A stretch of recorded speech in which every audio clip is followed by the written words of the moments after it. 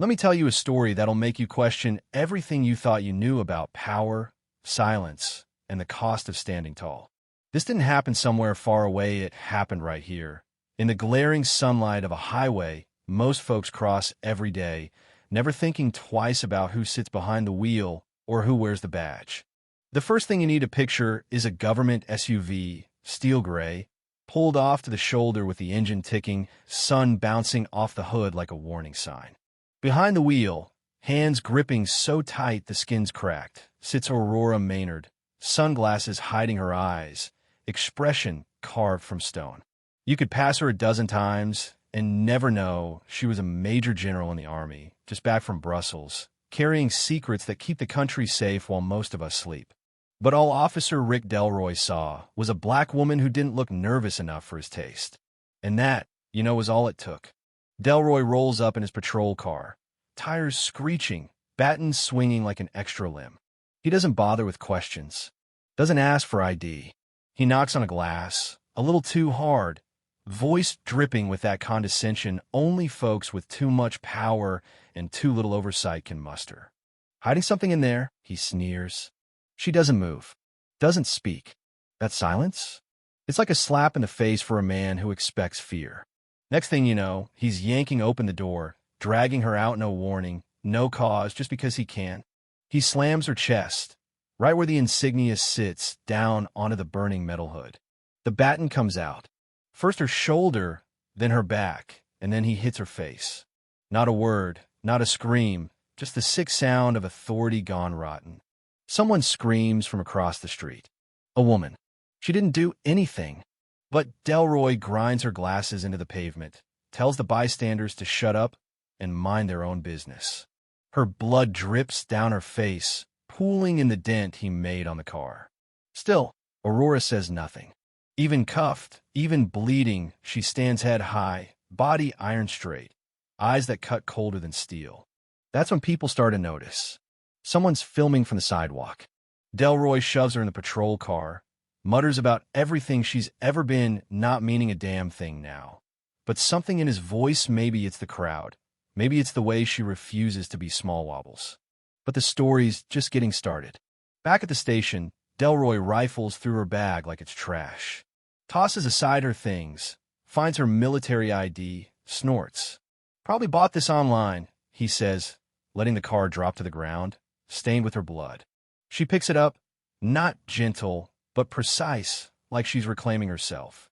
Meanwhile, a young woman tries to film. Delroy grabs her phone, deletes the footage, spits out some garbage about real evidence being people getting beat for not obeying. Another officer pulls up, does nothing. Just stand by his car, hand on his hip, waiting for someone else to take charge. The whole scene's a knot of fear and silence except Aurora, who stands up, stares down the camera that's still secretly recording. She lets the wind carry her ID right across Delroy's boots. He crushes it under his heel, walks away like he just flattened nothing but a piece of litter. But the people watching? A kid on the curb, the woman with the phone, the student with his live stream fee, see more than a routine stop gone wrong. They see a system cracking wide open. Within minutes, the video's online. No music, no edits, just raw footage. A black woman dragged out, battered, refusing to let go of the wheel, refusing to scream, refusing to make it easy for anyone to look away. Comments pour and say her name. If this was overseas, they'd write. The hashtag highway assault trends. A retired general IDs her. That's Aurora Maynard. By midnight, her name's everywhere: veterans groups, news threads, even meme pages. For once, everybody agrees. This wasn't just another act of police brutality. This was a declaration of war against indifference, against forgetting, against letting silence pass for justice. And Rick? He's in his kitchen, laughing at the news, calling it all fake outrage, not knowing that his own facer-twisted baton mid-swing has become a meme. This is how America treats those who protect it. His old comments surface. Blog posts, hate forums, disciplinary reports ignored for years.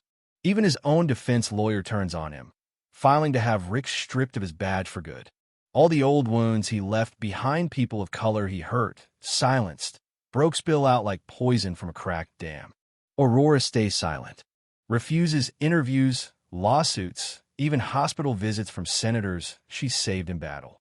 Instead, a nurse finds a scrap of paper by her bed. Because there were times I wasn't allowed to stand. I stand this time. That sentence, see no tears, no please, sparks a fire. People start to stand where she stood.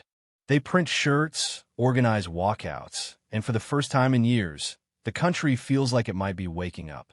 School curriculums add her story, not as a tragedy, but as a case study in what happens when one person stands against the tidal wave of just doing my job. The fallout's relentless. Officers resign on live TV. The city launches a federal investigation. Rick can't buy groceries without being recognized. Kids in the street point at him and ask, "Is that the man who hit the general?" His statue comes down, quiet Lino protests.